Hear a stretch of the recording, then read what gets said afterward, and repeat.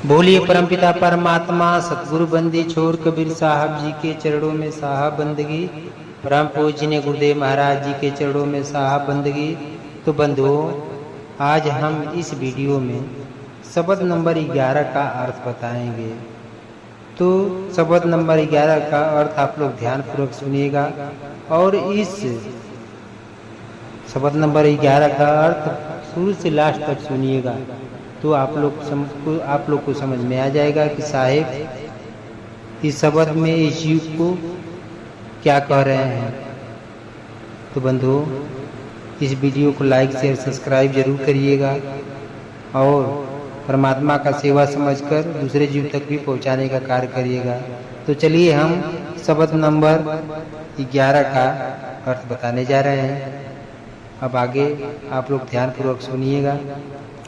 साहेब 11 number शब्द में बोल रहे हैं कि संतो पाड़े निपुण कसाई, बकरा मार भैंसा पर धावे दिल में दर्द न आई। कर स्नान तिलक दे बैठे विदिशो देवी पुजाई, आत्म राम पलक में बिन से रिदुर की नदी बहाई। अति पुनित ऊंचे कुल कहिए सभा माई अधिकाई, इन्हीं ते दीक्षा सब कोई मांगे हंसी आवे मोरी भाई।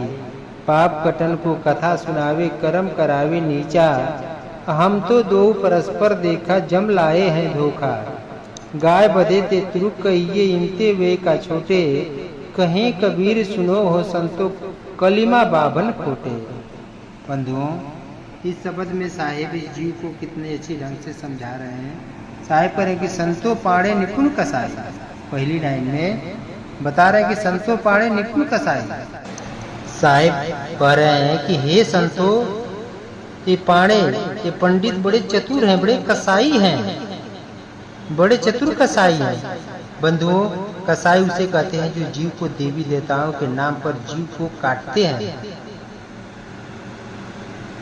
और उसी ब्राह्मण को इस संवाद में समझा रहे हैं, बता रहे हैं कि हे पाड़े, ये पाड़े कसाई है जो जीव को काटता है, जीव को हत्या कराता है, जीव को देवी देवताओं की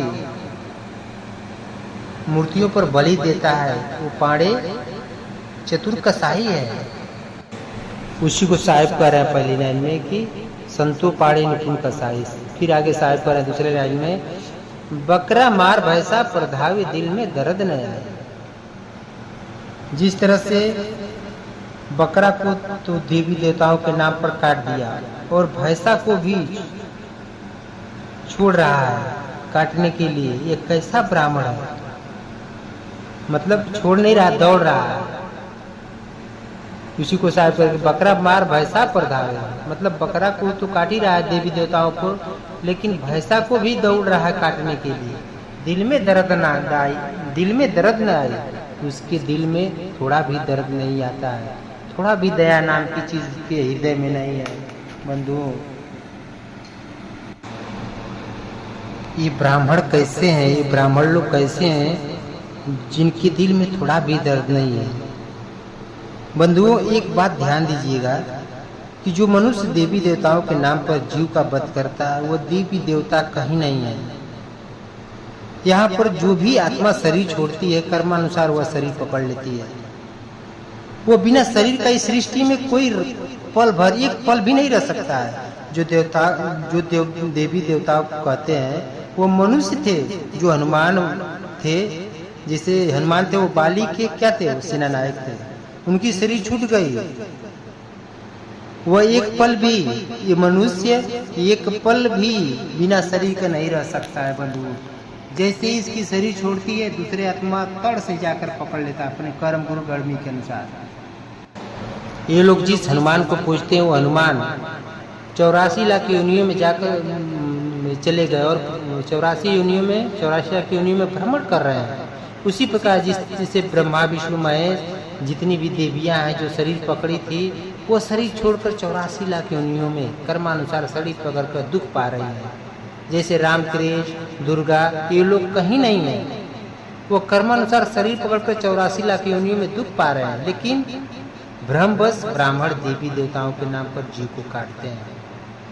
बंधुओं ये कितना अधर्म करते हैं, कितना पाप करते हैं। थोड़ा आप विचार करिएगा कि देवी देवताओं के नाम पर पशुओं का बलि देते हैं, कितना अधर्म करते हैं। निर्दोष पशु का ये लोग बलि देते हैं, उसका कोई दोष नहीं है। तो बाभन कितने खराब है, कितना अधर्मी है, कितने पापी हैं। उसी को साहब कहते हैं कि बकरा मार भैंसा पर दावे दिल में दर्द ना। इन लोग के अंदर थोड़ा भी दर्द नहीं है, हृदय में थोड़ा भी दया नाम की चीज नहीं है। बंधु, इस सृष्टि में जो भी शरीर पकड़ा फिर छोड़ता है, जो भी शरीर, चाहे मनुष्य तन हो, चाहे कोई भी किसी भी योनि में हो, चाहे पशु पक्षी में हो, जो भी शरीर पकड़ा वो छोड़ता है। यही क्रम हमेशा लगा रहता है। कोई देवी देवता जैसे राम, कृष्ण, हनुमान, दुर्गा, काली कहीं बिना शरीर का कहीं बैठे नहीं है। जो आप लोग उनका पूजा पाठ करते हैं, उनका सुमिरन ध्यान करते हैं, उनके नाम पर जीव हत्या करते हैं, वो आप लोग को देखते नहीं है। अगर शरीर पकड़े रहते तो जरूर दिखाई देते, और बिना शरीर का कोई रह नहीं सकता है। इस प्रकार से देवी देवता कहीं है नहीं, वह सब शरीर पकड़ के 84 लाख योनियों में दुख पा रहे हैं। जैसे आज धर्म है, हिंदू, मुसलमान, सिख, ईसाई, ये सब मतलब लोग अपने अपन अलग मजहब मतलब धर्म मान लिए हैं।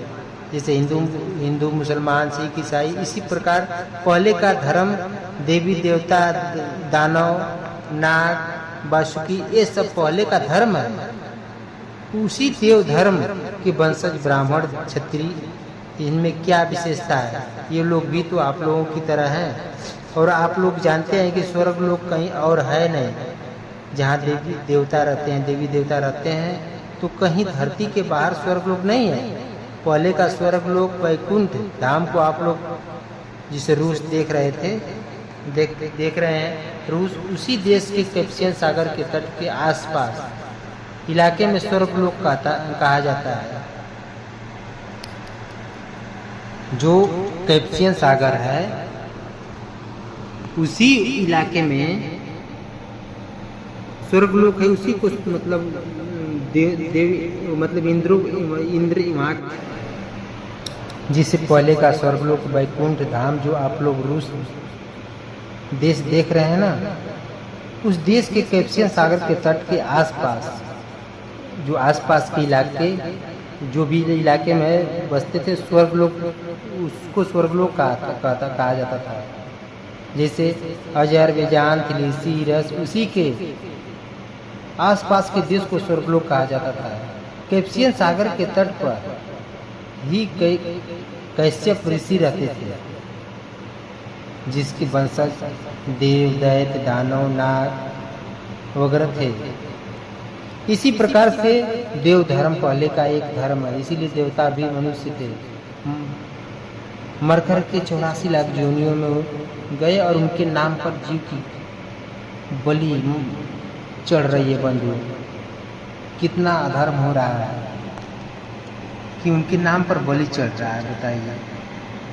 निर्दोष पशुओं का बलि दिया जाता है। इसलिए बंधुओं, निर्दोष जीव का बलि आप लोग मत दीजिए, नहीं तो आप लोग को बहुत कष्ट मिलेगा, बहुत दुख मिलेगा। आप लोग को उस पाप को भोगना पड़ेगा। फिर साहब आगे बोल रहे हैं, करी स्नान तिलक दे बैठे, विधि सो देवी पूजाई।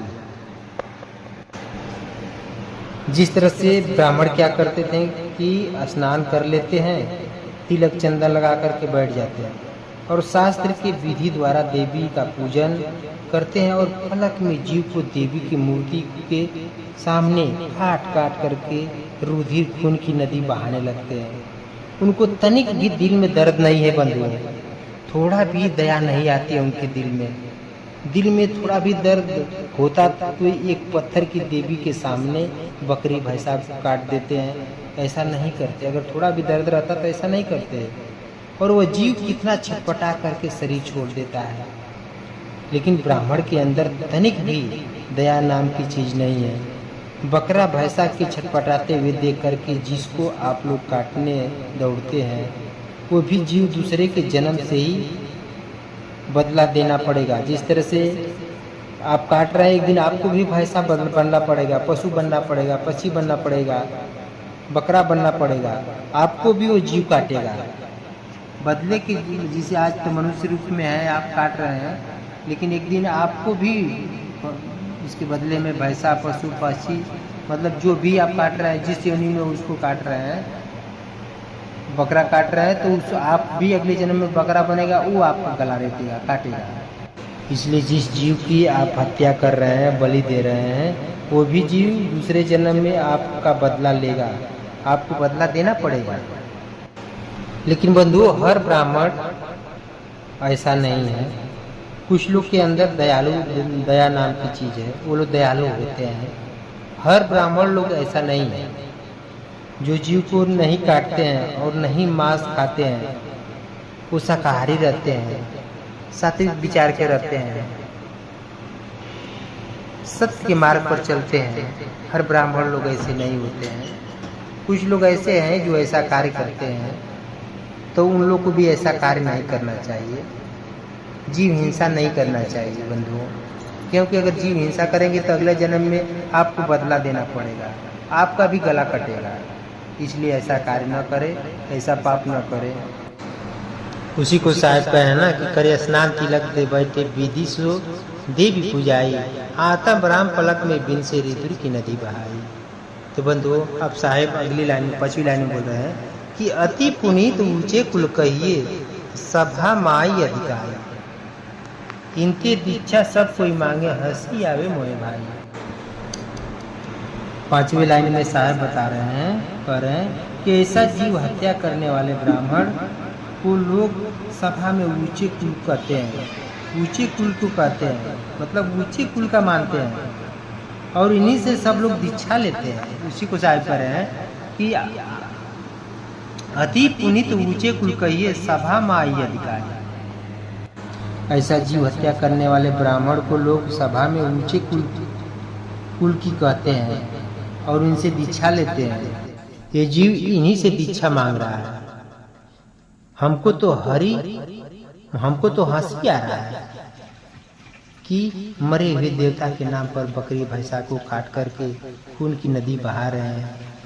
इनसे जीव ज्ञान भी ले रहा है। ये ब्राह्मण कौन सा ज्ञान देते हैं जो कि इनके अंदर भी जो जीव के प्रति दया नहीं है, बताइए। और दूसरा जीव इनसे दीक्षा मांग रहा है कि कैसे ब्राह्मण है कि अपने तो जीव हिंसा कर रहे हैं और दूसरे को भी दीक्षा ज्ञान दे रहे हैं वही कार्य करने के लिए। तो बंधुओं, फिर साहेब आगे बोल रहे हैं, पाप कटन को कथा सुनावे, कर्म करावे नीचा, हम तो दो परस्पर देखा जम लाए हैं धोखा। ब्राह्मण लोग क्या करते हैं कि पाप काटने की कथा सुनाते हैं और कर्म नीच करवाते हैं और अपने भी करते हैं। तो क्या कथा सुनने से पाप कट जाएगा? नहीं कटेगा बंधुओं, क्योंकि जिस जीव को मनुष्य काटता है उसका बदला देना पड़ता है। वह कथा सुनने से पाप नहीं कटेगा। साहब ऐसे हत्यारों को धिक्कार रहे हैं कि ऐसा तुम मत करो, क्योंकि बंधुओं एक तरफ तो जीव हत्या करवाता है और करवाने का उपदेश भी देता है, दूसरे तरफ पाप काटने की कथा सुनाता है। इस प्रकार तो ब्राह्मण यमराज बनकर के जीव के साथ धोखा कर रहे हैं बंधुओं। उसी को साहेब कहते हैं कि पाप कटन को कथा सुनावे, कर्म करावे नीचा, हम तो दो परस्पर देखा जम लाए हैं धोखा। अब साहेब आगे बोल रहे हैं कि गाय बधे ते तुरु कहिए, इनते वे का छोटे, कहे कबीर सुनो हो संतो कलिमा बाबन खोटे। कितनी अच्छी बात साहेब लास्ट दोनों लाइन में बता रहे हैं। अब साहब बंधुओं, साहब बता रहे हैं तुरुक को, यानी मुसलमान को कह रहे हैं कि ब्राह्मण से तुरुक भी नहीं है और ये लोग भी गाय को काट करके खाते हैं, ये भी कसाई है।